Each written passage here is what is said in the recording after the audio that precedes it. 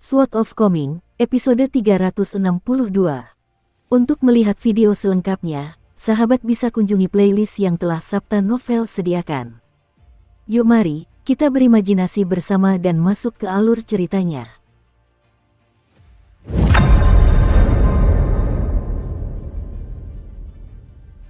Zheng Dafeng terdiam karena terkejut, dan dia mencoba menghubungkan pemuda di hadapannya dengan bocah laki-laki dari dunia kecil permata. Tetapi jelas bahwa dia kesulitan dalam upaya itu. Pada akhirnya, yang bisa dia lakukan hanyalah menggerutu, "Tenanglah.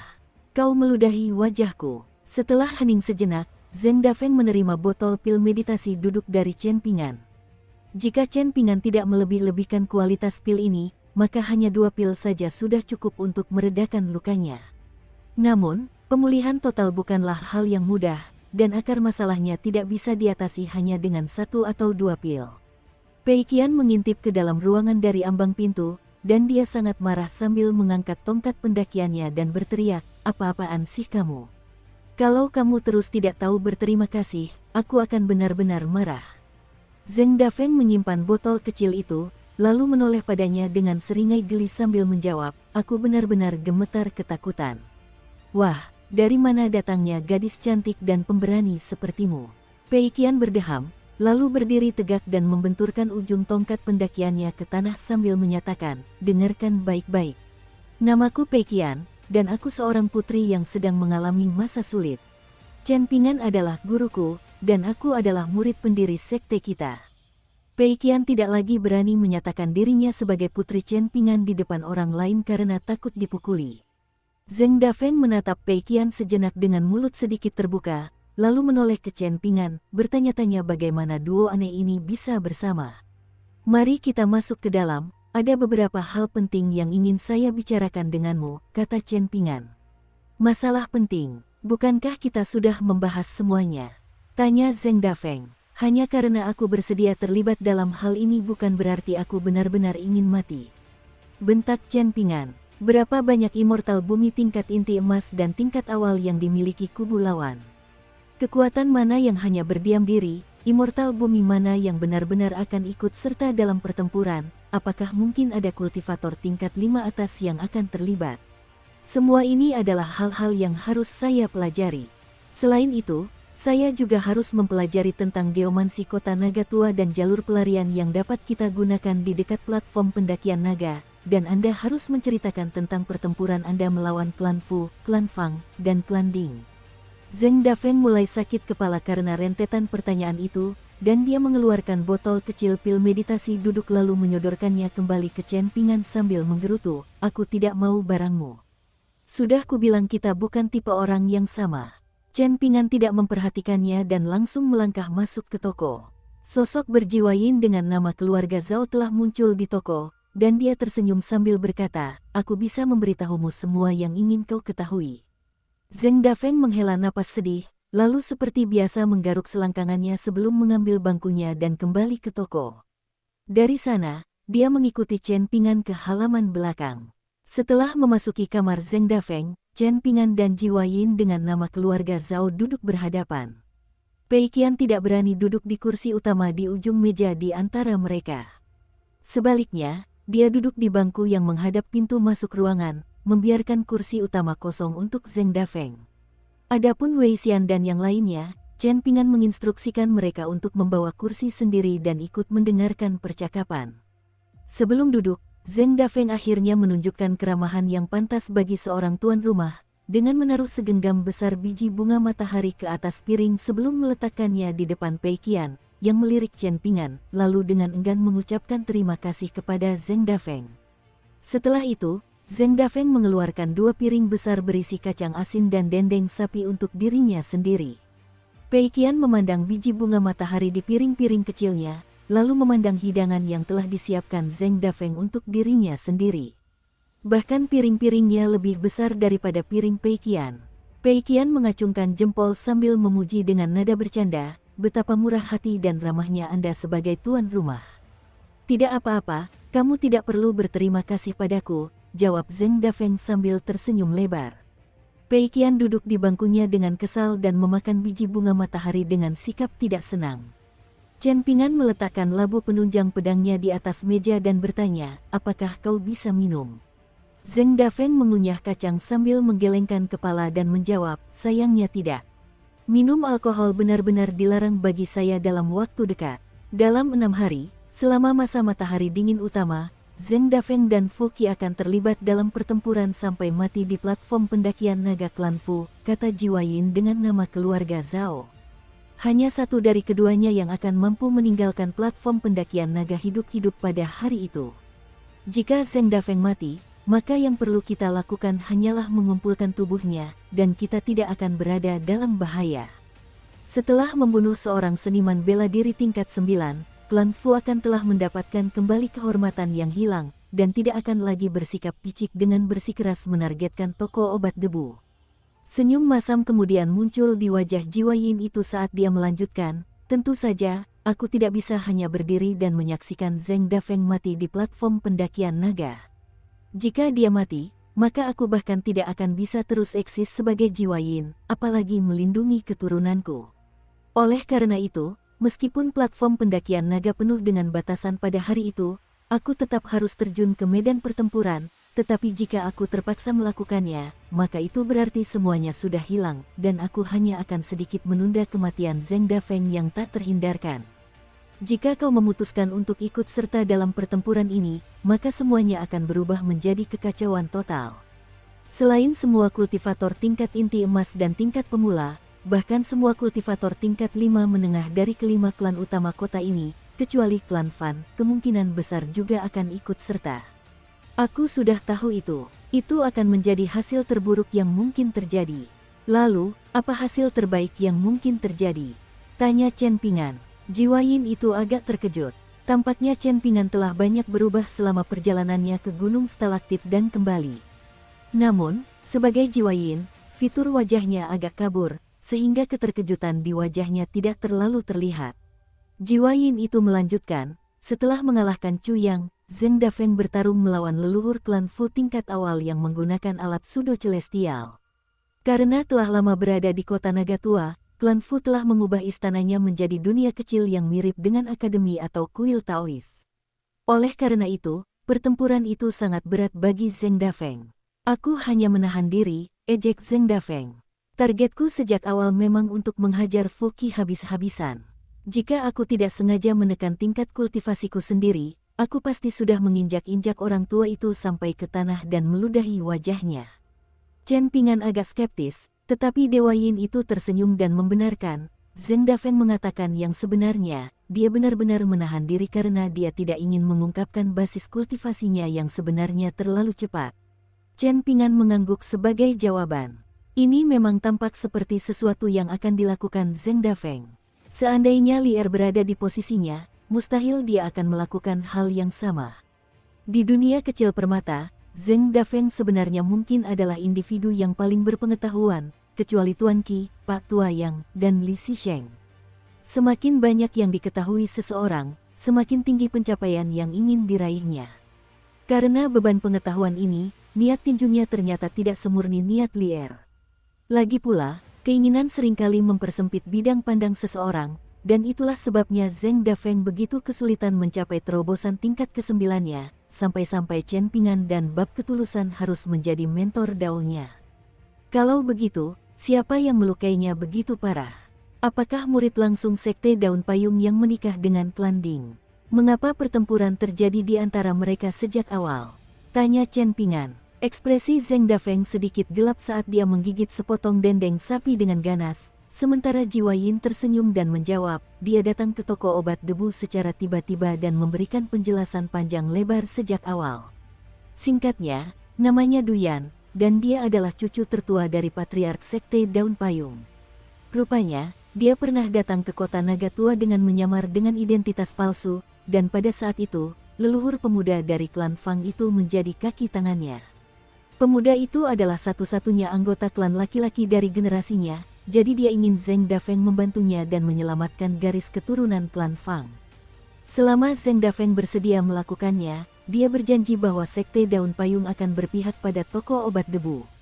Jiwayin melirik Zheng Dafeng, yang selama ini diam-diam melirik labu penempaan pedang milik Chen Pingan, dan seringai dingin muncul di wajahnya sambil mencibir. Dia hanya seorang seniman bela diri tingkat 9, namun dia pikir dia tak terkalahkan.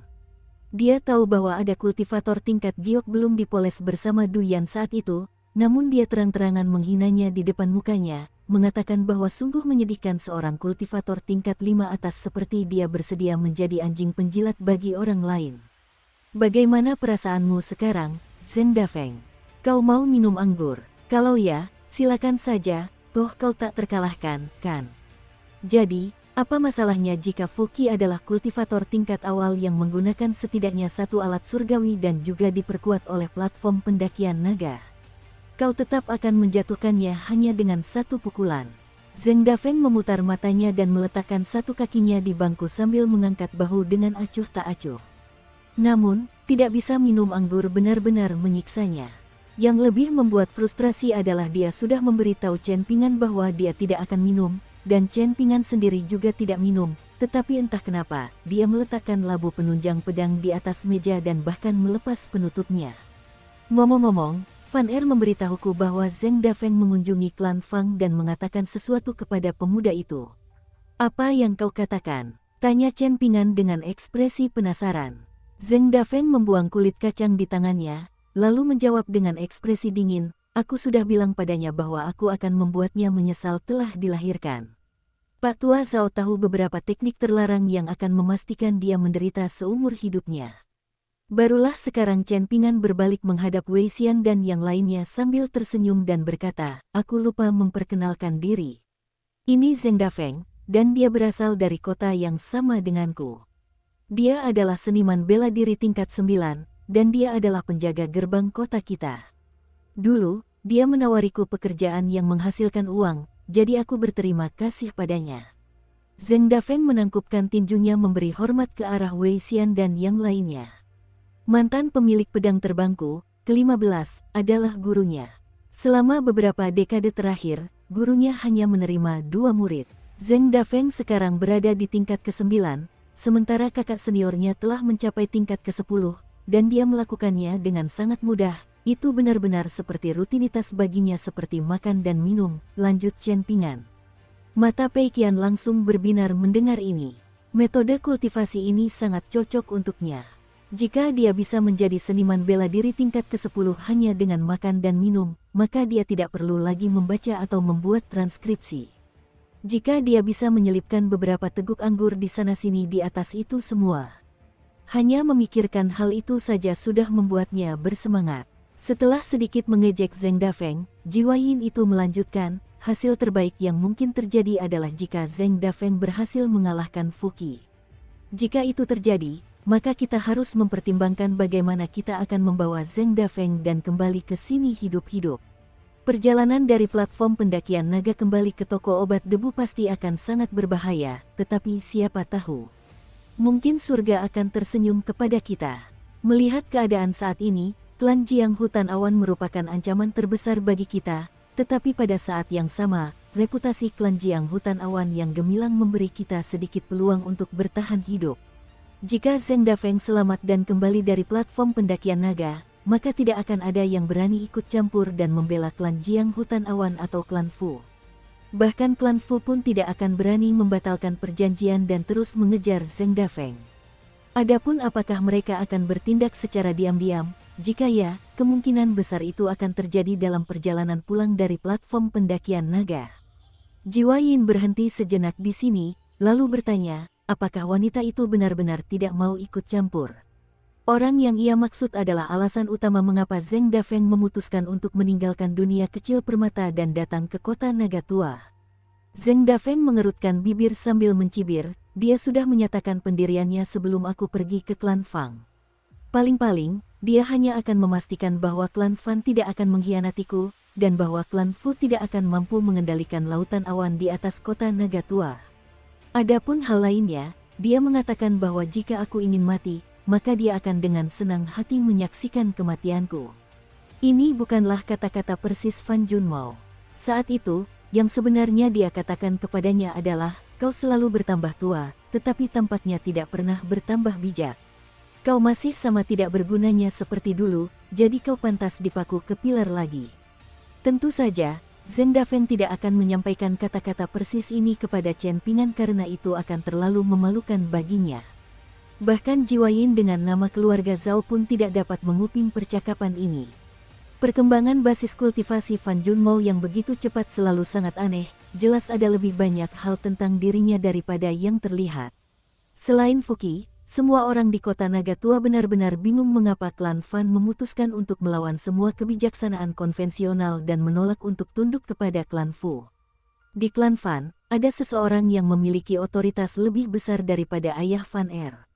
Bahkan, otoritas mereka melebihi suara kolektif semua orang di aula leluhur klan Fan, dan orang itu bukanlah leluhur tingkat Naschen yang tersembunyi. Yah, di tingkat awal mereka memang ada, tetapi jelas bukan leluhur klan, dan orang itu tak lain adalah saudara tiri Fan Er, Fan Junmo. Namun, pada kesempatan ini, dia tidak memilih untuk berpihak pada Zheng Dafeng.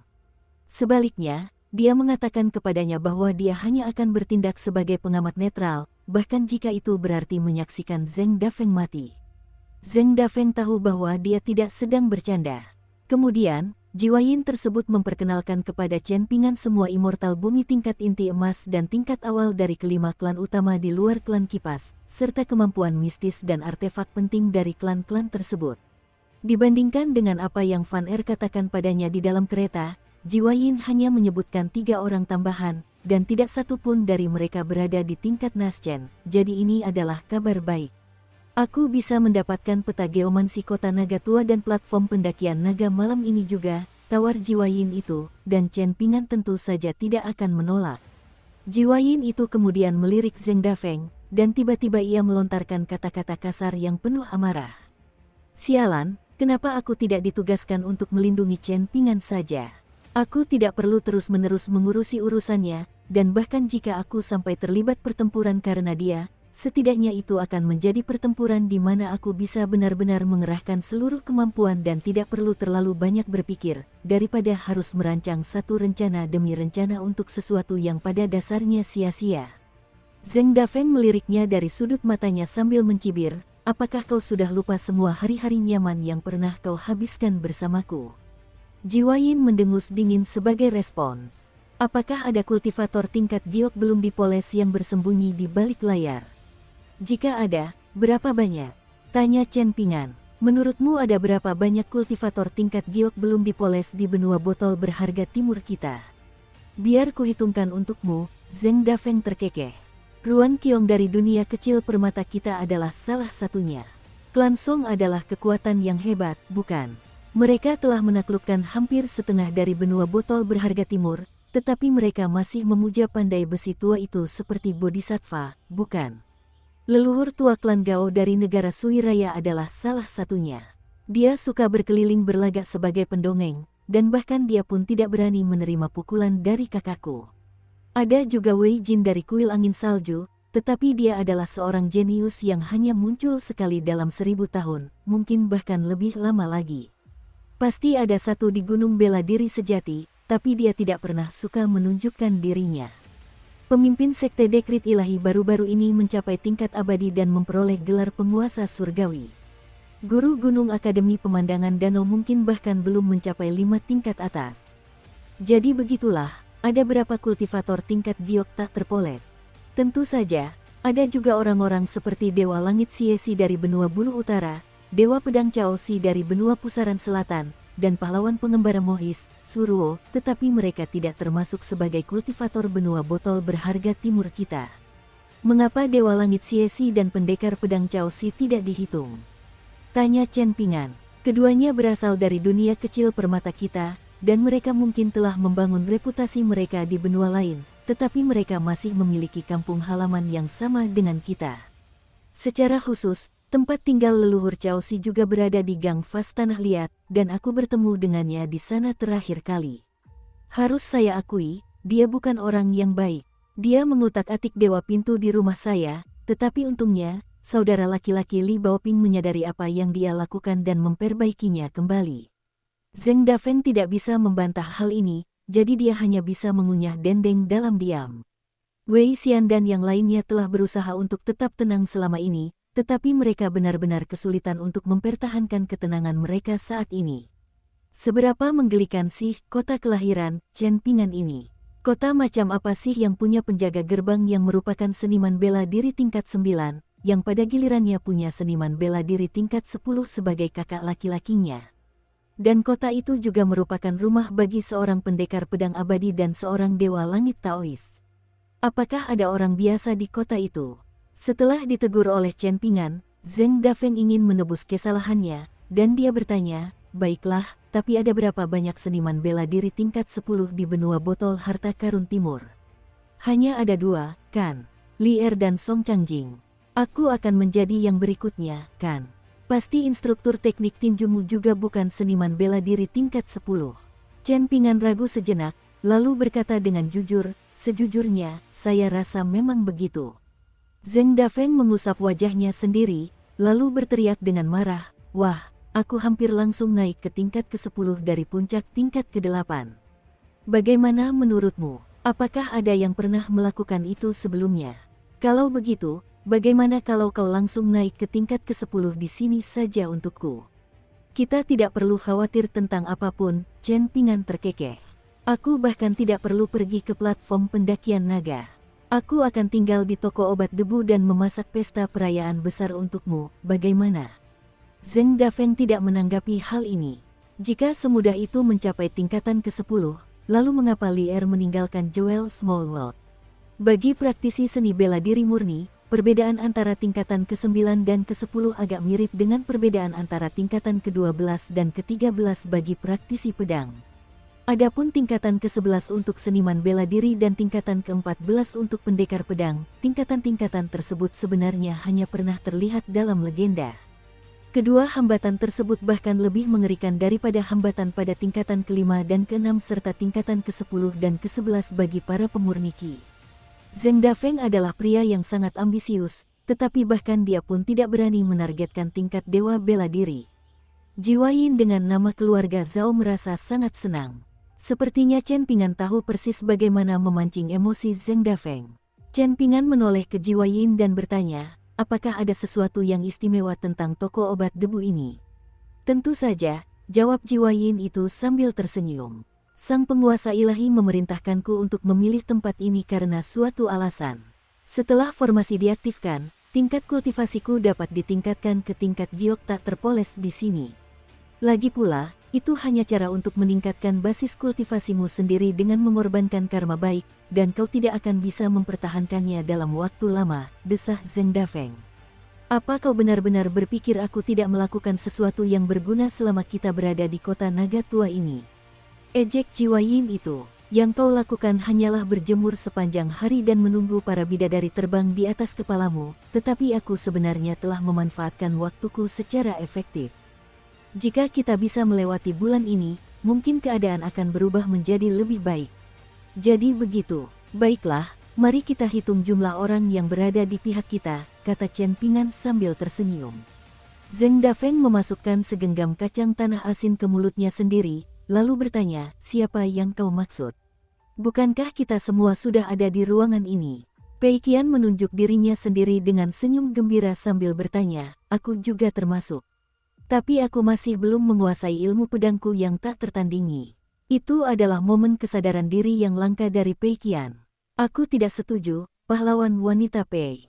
Kau sebenarnya adalah tulang punggung kelompok kita, jadi jangan meremehkan dirimu sendiri," kata Zheng Dafeng dengan suara serius. Pei Qian dengan senang hati menerima pujian itu, dan dia mendorong piring kosongnya ke arah Zheng Dafeng sambil meminta, "Ambilkan aku biji bunga matahari lagi." Dukung terus channel YouTube Sabta Novel. Zheng Dafeng benar-benar menuruti permintaannya. Ia pergi ke ruangan samping sebelum kembali dengan segenggam besar biji bunga matahari yang ia lemparkan ke piring Pei Qian. Karena piringnya kecil, segenggam biji bunga matahari itu tampak sangat banyak, dan kesan Pei Qian terhadap Zheng Dafeng sedikit membaik.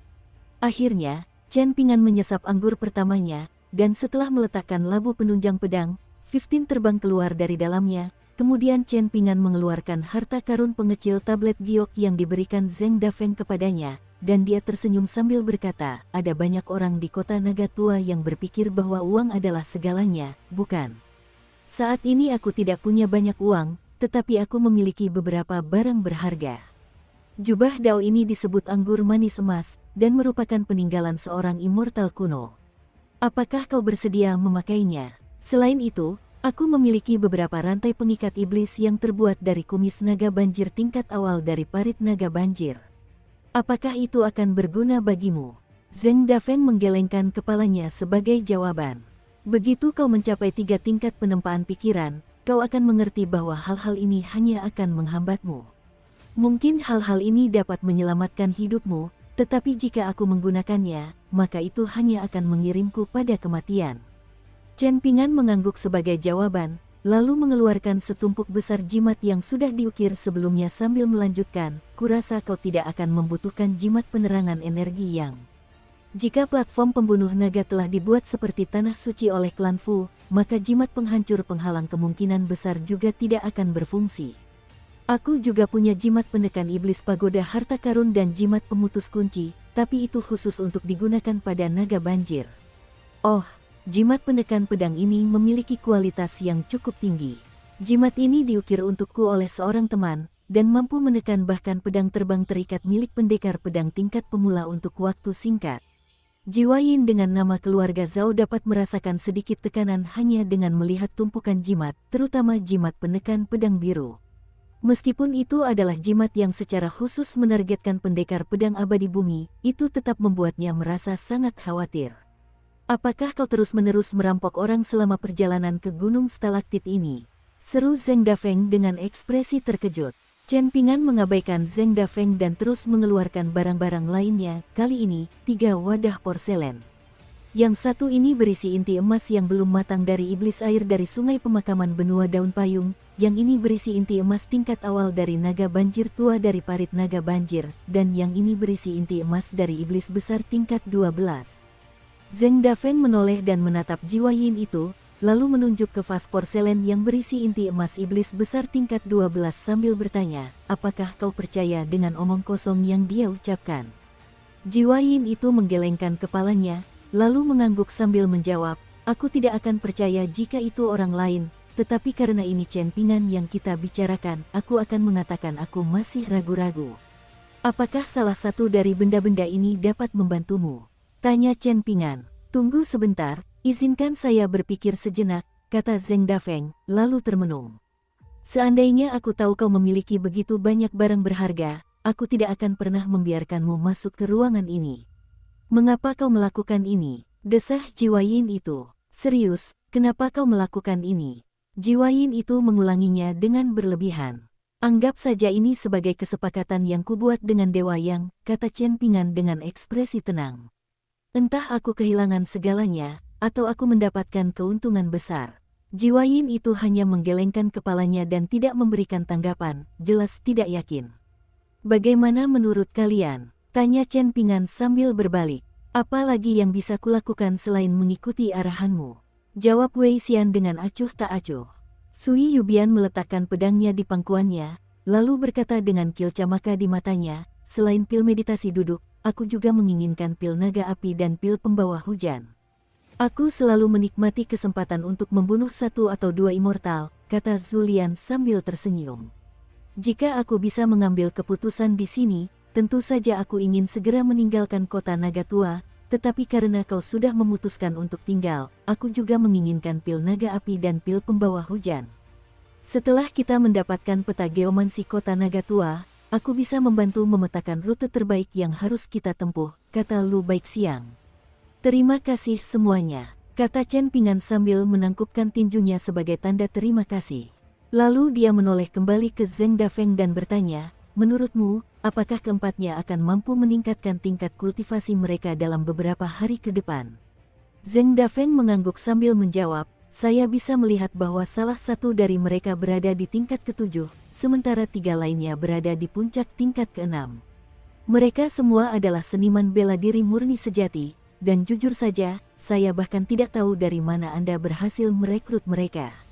Mereka yang berada di tingkat tubuh Vajra dapat dengan mudah mengkonsolidasikan basis kultivasi mereka dalam beberapa hari ke depan, tetapi akan sangat sulit bagi 3 lainnya untuk membuat terobosan dalam jangka waktu yang sama. Meskipun demikian, mereka pasti masih dapat membuat peningkatan. Selama mereka bisa bertahan melewati cobaan ini, kultivasi seni bela diri mereka pasti akan sangat diuntungkan dari pengalaman ini. Aku bisa berlatih tanding dengan mereka selama beberapa hari ke depan. Adapun seberapa banyak niat tinjuku yang bisa mereka serap, itu terserah mereka. Wei Xian dan yang lainnya tetap tanpa ekspresi saat mendengar ini, dan Zheng Dafeng mau tak mau mengangkat alisnya. Para praktisi bela diri tingkat 6 dan 7 biasanya akan sangat berterima kasih atas kesempatan untuk berlatih tanding dengan praktisi bela diri tingkat 9, namun mereka tampaknya sama sekali tidak menghargai kesempatan tersebut.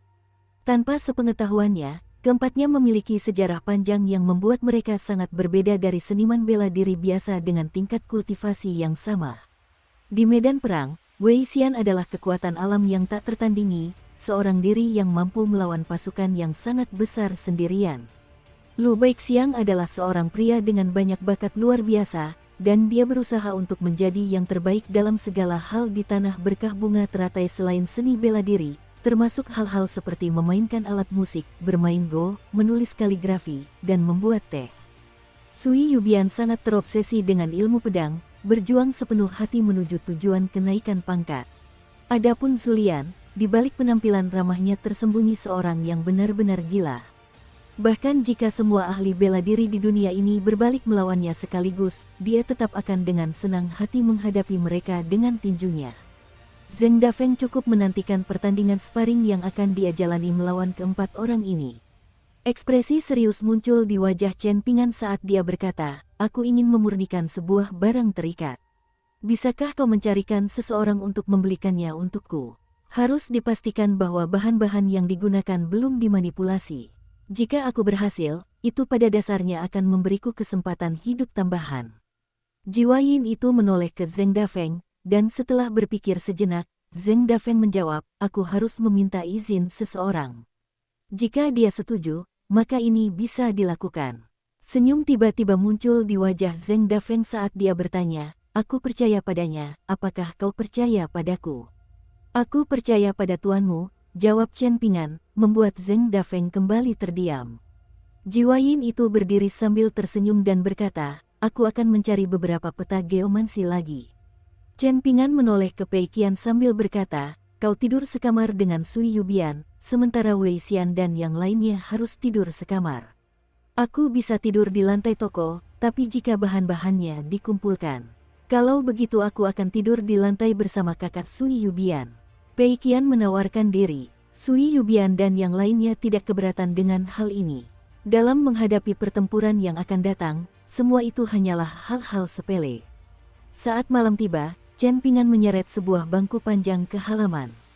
Sui Yubian dan yang lainnya juga keluar ke halaman setelah meminum pil mereka. Zheng Dafeng menyilangkan satu tangan di belakang punggung dan satu tangan di depan perutnya sambil tersenyum dan berkata, "Saat menghadapi kultivator tingkat yang sama, seorang seniman bela diri murni harus memastikan bahwa satu pukulan saja sudah cukup untuk mengakhiri pertempuran, selama lawan berada dalam jarak 100 kaki. Aku tidak tahu apapun tentang kalian berempat, tetapi setidaknya, untuk saat ini aku akan memperlakukan kalian sebagai 4 penyempurna Ki tingkat 7. Kalian berempat bisa menyerangku sekaligus untuk menghemat waktu." Tak satu pun dari keempatnya melangkah maju. Ekspresi kesal muncul di wajah Zheng Dafeng saat dia bertanya, "Apakah kalian tidak berpikir bahwa seorang seniman bela diri tingkat 9 sepertiku pantas menghadapi kalian berempat sekaligus? Apakah kalian merasa malu jika kalian mengeroyokku?" Pei Qian menyeret sebuah bangku kecil dan duduk di samping Chen Pingan. Zheng Dafeng menoleh ke Chen Pingan, dan yang terakhir mengulurkan tangan, memberi isyarat agar Zheng Dafeng melakukan apapun yang diinginkannya. "Baiklah, jika tidak ada di antara kalian yang akan menyerang, maka saya akan mengambil inisiatif."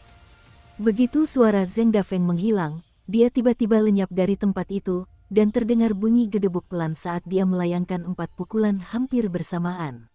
Sui Yubian, Wei Xian, Lu Baixiang, dan Zulian masing-masing mundur 1 hingga 3 langkah. Ekspresi kagum muncul di wajah Zheng Dafeng saat ia berkomentar, "Kalian semua memiliki fondasi yang sangat kuat. Chen Pingan, dari mana kau mendapatkan para pelayan dan pelayan wanita ini? Aku juga menginginkan beberapa, terutama seseorang yang secantik pelayan wanitamu ini." Sui Yubian adalah orang pertama dari keempatnya yang bertindak, menebas dengan pedangnya. Ia diikuti oleh Zulian, yang melompat di udara, sementara Wei Xian dan Lu Baixiang bergerak ke sisi sayap, bersiap untuk membantu Sui Yubian dan Zulian jika diperlukan. Pemahaman diam-diam di antara mereka berarti tidak perlu ada komunikasi verbal, dan memang seharusnya demikian, mengingat mereka semua pernah menjadi tokoh paling berpengaruh di dunia kecil bunga teratai pada suatu waktu. Anda bisa melihat lebih dekat jika tertarik, kata Chen Pingan. Pei Qian mengangkat tangannya untuk menawarkan segenggam biji bunga matahari kepada Chen Pingan, yang kemudian dijawab dengan anggukan kepala oleh Chen Pingan. Pei Qian menarik tangannya dan terus mengunyah biji bunga matahari sambil menggelengkan kepalanya dan berkata, "Aku tidak tertarik. Mereka sama sekali tidak setingkat denganmu, Guru." Secara pribadi, dia memanggilnya ayah, tetapi ketika orang lain hadir, dia memanggilnya guru. Pei Qian merasa bahwa dia benar-benar telah memahami ajaran dari buku-buku yang telah dibacanya. Lagi pula, seperti kata pepatah, guru untuk sehari, ayah seumur hidup. Kau salah, kata Chen Pingan. Dalam hal basis kultivasi seni bela diri murni, aku masih tertinggal dibandingkan dengan mereka berempat. Saat ini, aku baru berada di tingkat kelima, hanya saja aku telah membangun fondasi yang kuat dari semua pertempuran berat yang telah kualami. Akibatnya, aku bisa menembus batasan tingkat ke-6ku kapan saja. Dalam kata-kata Chen Pingan, yayasan yang hebat sama mengagumkannya dengan yayasan yang layak dalam kata-kata kakek Cui Chan. Bagaimanapun juga, Anda tetap yang terbaik, guru, kata Pei Qian sambil mengangkat kepalanya dengan senyum ceria. Sementara itu, Sui Yubian dan yang lainnya sangat kesulitan menghadapi Zheng Dafeng, bahkan setelah ia membatasi tingkat kultivasinya sendiri ke tingkat pengembara jauh. Sebaliknya, jika dia mengerahkan seluruh kekuatannya, maka latihan tanding ringan akan berubah menjadi kekalahan telak satu sisi. Tidak seperti bagi para penyempurna Qi, perbedaan satu tingkat saja bagi para seniman bela diri ibarat perbedaan antara siang dan malam. Tentu saja, ada juga pengecualian untuk hal ini. Misalnya, kakek Cui Chan, satu-satunya seniman bela diri murni di benua botol berharga timur yang berada di puncak tingkat ke-10, berhasil dengan mudah membunuh seniman bela diri tingkat ke-6 yang datang untuk meminta bimbingannya dengan pukulan tingkat ke-5. Namun, meskipun itu bukan kasus yang terjadi sekali saja, kejadiannya hampir mirip. Chen Pingan tak bisa menahan diri untuk tidak memikirkan bocah berjubah putih itu, Cao Qi. Sekarang mereka berdua berada di tingkat ke-5, Chen Pingan benar-benar ingin tahu apakah dia masih akan menderita 3 kekalahan telak berturut-turut jika dia menghadapi Cao Qi dalam pertempuran lagi. Chen Pingan menepis pikiran-pikiran yang melayang itu dan memfokuskan perhatiannya pada pertempuran yang terjadi di halaman istana, lalu berkata kepada Pei Qian, "Aku lupa meminta maaf kepadamu atas apa yang terjadi saat kita melewati kota prefektur itu sebelum memasuki wilayah Gunung Alam Jernih." Pei Qian sedang mengunyah biji bunga matahari sambil menatapnya dengan ekspresi bingung dan bertanya, "Mengapa kau meminta maaf padaku? Apakah karena pancake itu?" Saat itu, Pei Qian dan Wei Xian sedang pergi membeli makanan, sementara Chen Pingan dan yang lainnya mengunjungi toko buku. Setelah bertemu kembali dengan Pei Qian, Chen Pingan mendapati Pei Qian sedang mengunyah pancake, sementara seorang wanita berpakaian mewah menghujani Pei Qian dengan kata-kata kasar. Di samping wanita itu berdiri seorang anak kecil yang merengek, dan wanita itu tidak terlalu kasar dalam kata-katanya, kemungkinan besar karena dia berasal dari keluarga yang berpendidikan tinggi. Yang dia katakan hanyalah bahwa Pei Qian adalah anak kecil yang tidak beradab, dan orang tuanya harus memberinya pelajaran atas kekurangajarannya. Chen Pingan langsung berasumsi bahwa Pei Qian telah membuat masalah lagi, dan dia melangkah menghampirinya dengan ekspresi tegas. Dia sangat khawatir bahwa Pei Qian tidak hanya tidak akan tumbuh dewasa di bawah pengaruh positif buku-buku yang dia suruh bacakan, tetapi malah akan menjadi anak nakal yang kasar dan mendominasi di bawah pengaruh Zulian dan yang lainnya. Oleh karena itu, dia telah memihak wanita dan anak itu, dan meskipun dia tidak secara langsung memarahinya, sangat jelas sikap apa yang dia ambil dalam masalah ini. Pei Qian sangat takut pada Chen Pingan, dan dia segera menawarkan sisa panekuknya kepada wanita itu, mengatakan bahwa dia tidak menginginkannya, dan bahwa anak itu bisa memakannya. Wanita itu semakin marah setelah mendengar ini, merasa seolah-olah dia telah dipermalukan. Dia salah mengira Chen Pingan sebagai senior Pei Qian, dan dia mulai memarahinya juga.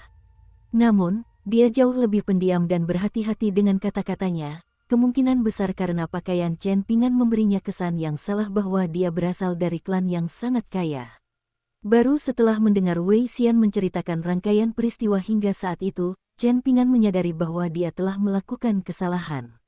Ternyata, Pei Qian telah membeli pancake terakhir di toko itu, tetapi dia didekati oleh seorang anak kecil yang sangat menginginkan pancake tersebut dan memintanya untuk memberikannya kepadanya. Pei Qian tentu saja menolak untuk menuruti permintaan itu, dan tidak hanya itu, dia mulai memakan panekuk di depan anak itu sambil sengaja mengoceh tentang betapa enaknya panekuk tersebut. Anak itu langsung menangis, dan saat itulah wanita itu datang. Namun, Pei Qian sama sekali tidak terganggu oleh kata-kata pedas wanita itu, dan terus dengan senang hati mengunyah panekuknya. Semakin marah wanita itu, semakin gembira perasaan Pei Qian.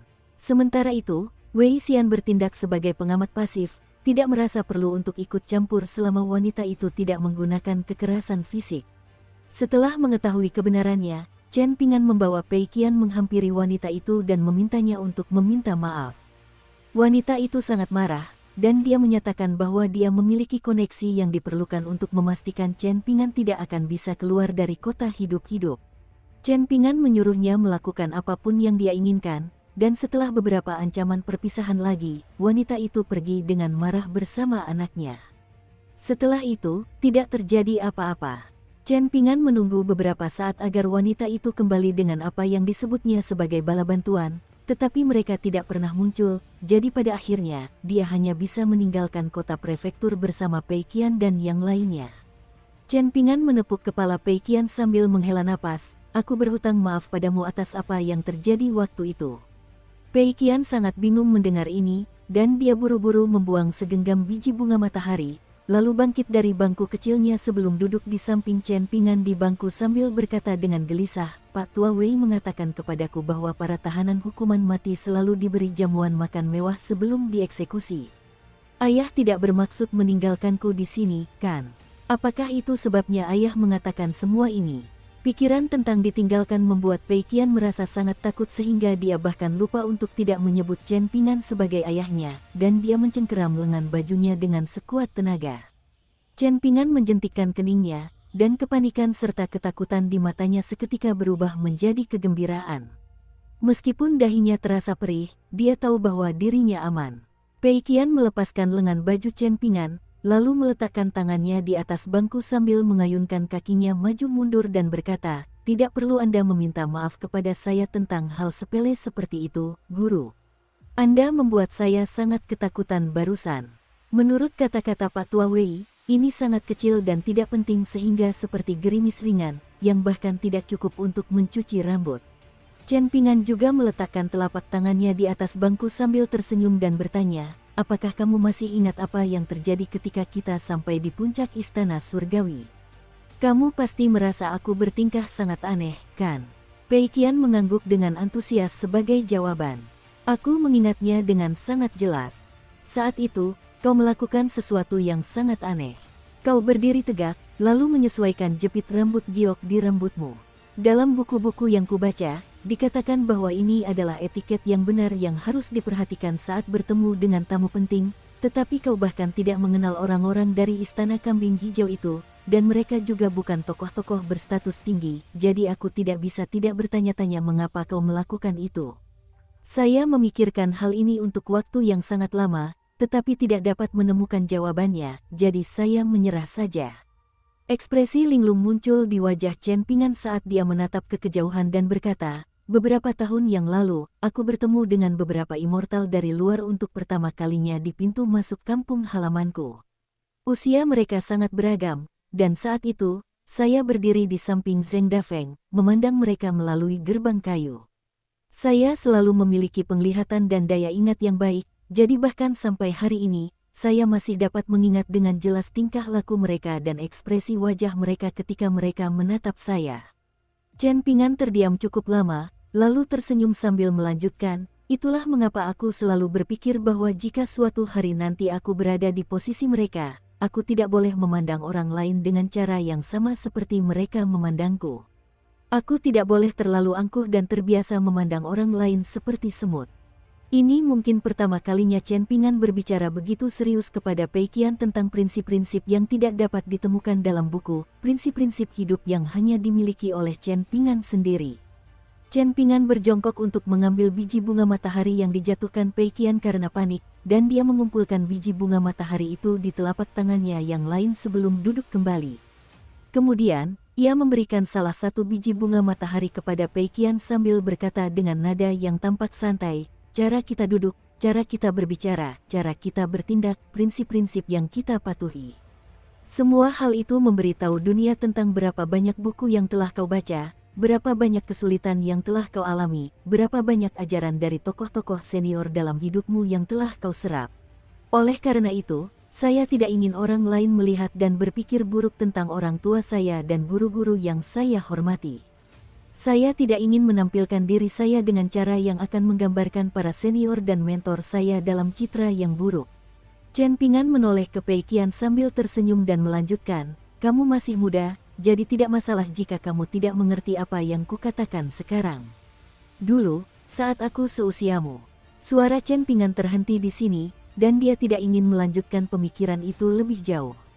Dia meletakkan semua biji bunga matahari di tangan Pei Qian, lalu berkata, Guru Pak Qi benar. Seorang anak kecil harus bersemangat dan riang. Aku sudah melewati usia itu, jadi aku tidak bisa lagi menunjukkan kualitas tersebut, tetapi aku berharap kamu bisa. Baoping kecil di Akademi Tebing Gunung dan Cao Qinglang dari Tanah Berkah Bunga Teratai sama-sama mampu melakukan hal itu.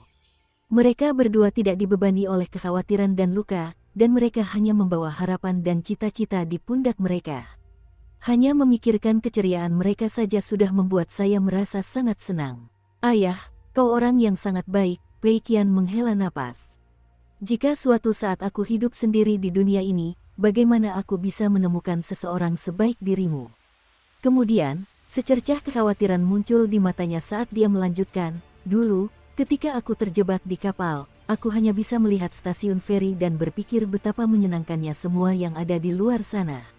Aku berpikir bahwa suatu hari nanti ketika aku dewasa dan menguasai ilmu pedang yang tak tertandingi, aku akan berkata kepadamu, Ayah, beri aku kuda, aku akan pergi menjelajahi dunia. Namun, kemudian saya berpikir bahwa kuda cukup mahal, jadi mungkin Anda tidak mau memberi saya satu. Kalau begitu, saya akan puas dengan keledai atau bahkan bagal.